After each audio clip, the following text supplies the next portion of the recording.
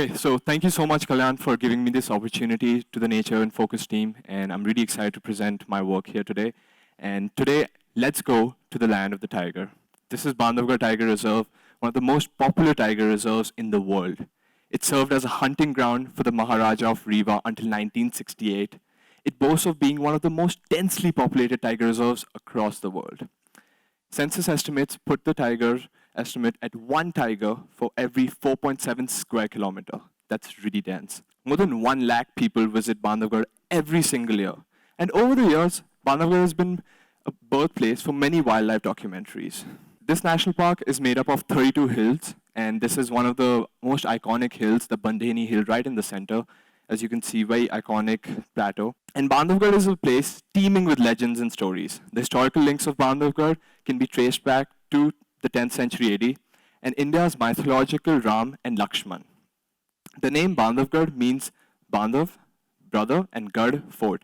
It was gifted by Ram to Lakshman on return from Lanka, rather. There are several other historical structures in Bandhavgarh. For instance, this 65 feet idol of Lord Vishnu, made in 10th century AD. And at the end of every season, pilgrims come to pay his worship. Here are some of the common inhabitants of Bandhavgarh. This is a langur. Obviously, you can see he's somewhat disappointed in me. I don't know why. This is the Indian wild dog maintaining a nice yoga posture. The sightings are less in Bandhavgarh, but it plays a very vital role in the ecosystem. This is the Indian gaur trying to hide from my lens, but she does not know. She's pretty big and dark in color, so she cannot hide in green bush. This is the Indian spotted deer, the favorite meal of the tiger, looking at me in somewhat weird fashion. I don't know if it's like seduction, weird, just, I don't know. And here is the majestic and captivating animal that every visitor wishes to see. People pay thousands of rupees, travel hundreds and thousands of kilometers to see this animal. This is a 9-month-old tiger cub from the core area, looking at it very curiously and very innocently. Here's another cub, about 7 months old, just very cute again. Here's a tiger in its habitat. The beautiful and evergreen sal forest in the backdrop and the dry, deciduous trees in the front, creating a perfect contrast. Ah, how I wish I could live in a place like this. Now, Bandhavgarh, just like every other national park and tiger reserve, is filled with stories. While you have the stories of Maharajas and Ram and Lakshman on one side, you have famous stories of tigers, such as that of Sita and Charger. Sita was a tigress who lived for 17 years, much more than what an average tiger would live, and she raised many cubs. Charger was Sita's mate, one of the biggest ever recorded tigers in India, and he defied the logic that males spend time away from females and the cubs. He used to come with the females, stay with the females, spend time, and be with the cubs. There are many more stories, such as that of Kankati, who, even after losing an eye, raised a cub. Here are some current showstoppers of Bandhavgarh. This is a blue-eyed tigress who guides fondly called Spotty. This is a close-up of her eyes, really beautiful blue eyes. Here's the Rajbera female, named after the area she covers. She's there with one of her 5 cubs right now. Here's the Damdama female. At the age of 16, she's one of the oldest tigers in Bandhavgarh. And just look at her trying to just say, oh, you'd make a nice and tasty meal. Here's another photograph of her where she's displaying a behavior most noticeably seen in snakes. I don't know if tigers did that. Here's another photograph, a tigress named Kankati because of a slit ear. She was cooling herself as I sat in my vehicle, smelly, dusty, in 48 degrees heat. I really wanted to join her, but you can't have everything in your life. And this is one of the things I can't. That's another one thing that I don't have in my life. A photograph of a full-grown male tiger from Bandhavgarh. I mean, I'm very happy that I'm famous among the females and lucky to photograph them, but still, Anyway, this is the closest I've gotten. Here's a 4-year-old subadult male, and really beautiful. All these tigers, you see, they've come to been so-called showstoppers and celebrities of Bandhavgarh. Almost every visitor knows about their stories, their life stories, knows about Ram, knows about Lakshman, knows about the Maharajas. The charisma of the striped beauty and its tales attract people from all over the world. Yes, Bandhavgarh is a land filled with legends and stories, but the most heart-moving ones remain untold. These are the stories, not of the tigers, however, yet they're equally intriguing, moving, and perhaps one of the most critical ones to be told. These are the stories of those who are the very reason places like Bandhavgarh are not only able to sustain their animals, but also legends like those of Sita, Charger, and many more that I discussed right now. These are the untold stories from the land of the tiger. On one side are the stories of people who are the soldiers on the ground, and on the other, the people who live alongside tigers, those very people who are trying to coexist with them. First, I'll share some stories of our brave soldiers, followed by that of locals. This is Neelam Singh, a Mahout in Bandhavgarh, and this is his story. Neelam's job every day is to go out on an elephant back to track tigers, ensure that they don't enter villages, relay back their position to the control room, and moreover, look for signs of poaching activities. Neelam sets out every morning along with his elephant, be it in the biting cold of the winter, the blistering heat of the summer, or pouring rains of the monsoon season. Neelam went out one afternoon in 2011 to look for his elephant, who he had left in the field for grazing. Just an ordinary afternoon. However, Neelam suddenly ran into a male tiger named Bamera, who lay perfectly camouflaged in the bush and could not be seen. The tiger felt threatened and attacked Neelam. Within seconds, however, the ordeal was thankfully over. However, here are the injuries that Neelam sustained. Many have been killed by tiger attacks, defending the tiger's land. Thankfully, Neelam did not die, but he did sustain these attacks. He was hospitalized for 2 months. After the incident, however, Neelam returned to his job. I asked him why he risks his life every day to protect a land like this. And he gives me 2 reasons. First, he tells me this is the only employment he can find around the area. And second, he tells me, these are his exact words: I've promised and committed my life to saving tigers. I want to be around them for the rest of my life. It is almost like being around God. I've imagined and daydreamed about them all my life, and I want to be around them. A few years later, after the incident, the Bamera tiger who attacked Neelam was caught in a fence by mistake, trying to cross over the fence, and he was caught. His paws got caught, and Neelam was one of the first responders. Neelam saved the life of the tiger who tried to maul him to death. These are the real heroes from the land of the tiger, and these are their stories. While Neelam is still close to Tala village, the main village in Bandhavgarh and center for all civic amenities, these 2 forest guards live far, far away from Bandhavgarh main Tala, from any settlements. This is Amritral on your right and Chandrabhushan on your left. That's the hut they live in, and the nearest village is about 15 or so kilometers, and the only way to get there is to walk. And walking through Big Cat territory is hard. It's not only hard, but it's very, very dangerous. Away from their family and comforts, even a sturdy bed with leaking roof and no electricity, they work as protectors of the land of the tiger. On a stormy day in July, a tigress made a kill overnight, right outside the hut that they live in, and stayed there for almost 2 days.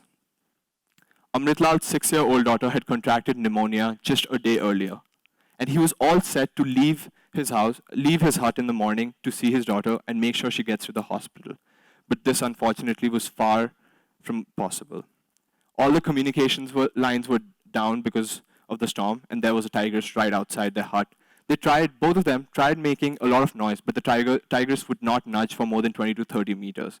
They stayed put in the house for almost 2 days.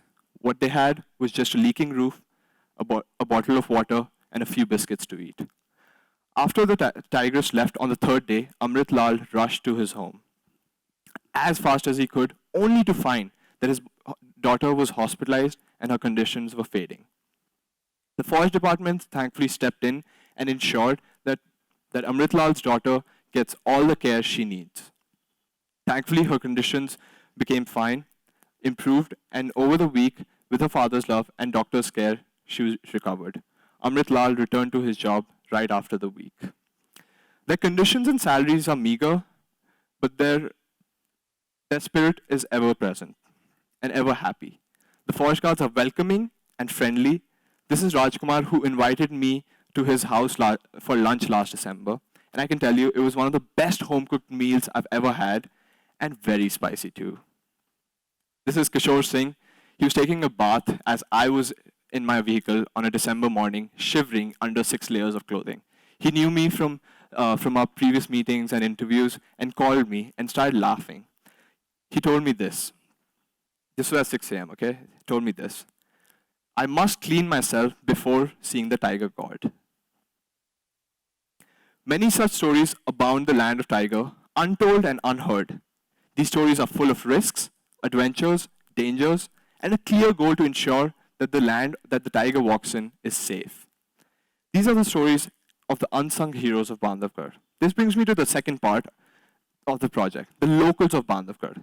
If the work and stories of the forest department people go relatively unnoticed, the stories of the locals are seldom told. I visited many villages adjoining the buffer areas, and at each stop, I bumped into a new story and I bumped into a new human being who is completely fabulous. Bhaiya, wo kya hai? Brother, what is that? The smallest of the bunch asked me, looking at my camera kept in the vehicle. And then their curiosity kept me on my toes for quite some time as the knowledge and pictures of wildlife started.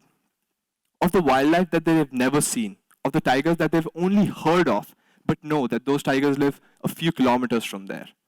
One of the little boys from the group suddenly says something that catches me by complete surprise.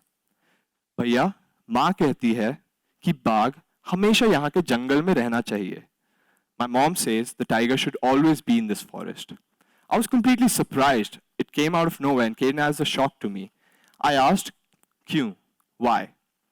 The little one replies, माँ बोलती है कि बागेश्वर हर साल बारिश लाता है. My mom says that the tiger god brings rain every year. My heart was filled with awe, mesmerization, and a lot of warmth. I was amazed by the sense of excitement, curiosity, and sheer understanding of this complicated world in a very simplistic manner. They've never seen a tiger in their life, but they have a better understanding of how things are and how things ought to be, all in a very simple way. I visited a school to talk to the teachers there. I was giving out some really small photographs, and obviously everyone wanted one. Very lovely people, very lovely kids there, all my age, and really nice to talk to them. I met some amazing individuals at the school too. Vaibhavi Vadhavi is training to get her guide certification. If she gets it, she'll be the first guide in Bandhavgarh. First female guide, that is, in Bandhavgarh. Pooja Gupta, who's a professor at the school in Bandhavgarh, just outside of the Khitauli zone, which is way far away from Tala.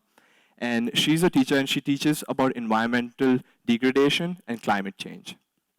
Brajesh Chaudhary, the school principal, lectures his students every Friday about how they can reduce wastage of natural resources, such as wood collected from the forest, and the importance of jungles, the tiger, and its prey.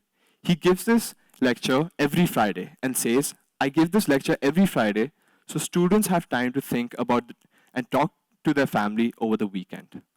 These are the people who are giving knowledge to the future generation of Bandhavgarh. These are the people, the rearing kids who will be future of Bandhavgarh and stand up for its protection and for the habitat. This is Kalyan Singh. He belongs to a village 40 kilometers from central Bandhavgarh named Salkhania, which historically is a hunting village. Now, Kalyan Singh's father was a hunter, his grandfather was a hunter, his whole family and his whole village members were hunter. 14 years ago, Kalyan became a tourist guide in Bandhavgarh. He was the first in his village to become a guide. He told me that all of his village members were shocked to find that there was an alternate method of employment besides farming and besides hunting. They used to hunt leopards, they used to hunt tigers, and that's all they knew, hunting and farming. They did not know anything. Seeing the wildlife roam free and jubilantly, Kalyan Singh rallied his neighbors to support the wildlife, give up hunting, and join the industries other than hunting. Many joined the tourism industry, and many now from Bandhavgarh, from his village, from Salkhania, which is way far away from the main Tala zone, are now in the tourism industry as naturalists, guides, or working in hotels. They found a different method of employment and gave up hunting. This is a successful story of a man on his mission, on his quest to change the mindset of an entire village. This brings me to one of the last stories I would like to share with you this morning. This is one of the most heart-wrenching stories I've ever heard. This is Tek Chandra, a 35-year-old local sewer in Bandhavgarh. He has a wife, a 12-year-old daughter, a 13-year-old son. He earns about 3,000 rupees a month and works day in and day out to make ends meet. This is his shop. You can see very rudimentary. Just over 2 years ago, his mother took the household cattle into the nearby forest to graze. This was a daily routine for her. However, observing that it was late in the evening and she had not returned yet, Tekchandra, along with other villagers, went out with torches to look for her. He breaks down as he tells me the story. And this is what he says. When we reached there, I found her slippers covered in blood. And just a few meters away, near a bush, lay her body. We tried getting her body, but suddenly a tiger jumped out from another bush and charged at us. We threw the torches at the tiger, left my mother, and ran as fast as we could. Tekchandra again explained that his mother had claw marks everywhere in the body. The tiger had not eaten her, however, and there were no bites on the neck. So the tiger probably was not trying to eat her, he explained to me. Nor were there any drag marks on the surface. Slowly, I asked him what should be done about the tiger, and what came next shocked me further. He said, "Sir, it's somewhat our fault that the tiger is being a tiger. It's our fault that we are threatening it and trying, and that's why he attacked. But more than that, I think Bageshwar, or tiger god, is angry with us for encroaching upon the forest." I told him that the forest department would usually shoot the tiger who kills a human. However, he replied saying, "But sir, that does not solve the problem. We need to move away from the jungle. I want to move away from the jungle. Everyone in this village wants to move away from the jungle, but we don't know where to go or how to get there. We want to leave the tiger. We want Bageshwar, the tiger god, to live where it is." He continues, "Till the time I'm here, the government should help us erecting fences around our villages. It's not right to fence the tiger in because the tiger needs to move from one forest to the other, but it is fine to fence ourselves in and fence the tigers out." This is what he said. So a man who's struggling to make ends meet, who had not even passed middle school, knows the concept of corridors and their importance, and even gives some solutions to resolve this human and animal conflict. Everything he says, many of us fail to even notice. That day got me thinking in ways I've never thought before. There's a story, moving, thought-provoking, critical, and moreover with some answers to the problem. So Bandhavgarh is one of the most famous national parks in the world. It gets over 1 lakh visitors. Everyone wants to see the tiger. Everyone wants to hear their stories. Everyone wants to hear the stories of Maharajas, of Ram and Lakshman. I chose Bandhavgarh for this project to show that in a national park which is known world over for its tiger, how little is known about its people. We must notice and admire the critical ties that the locals of a region have with the wildlife. My goal through this ongoing project is to bring forth the untold stories which may help in creating greater awareness about the locals of the region, their efforts in conservation, and their stories. Lastly, we have to ask a question to ourselves. That is, in our quest to save the tiger, are we polarizing its people? In our quest to get a glimpse of the glorified tiger, are we polarizing the very stories that people who are keeping these species alive are struggling to meet? Thank you.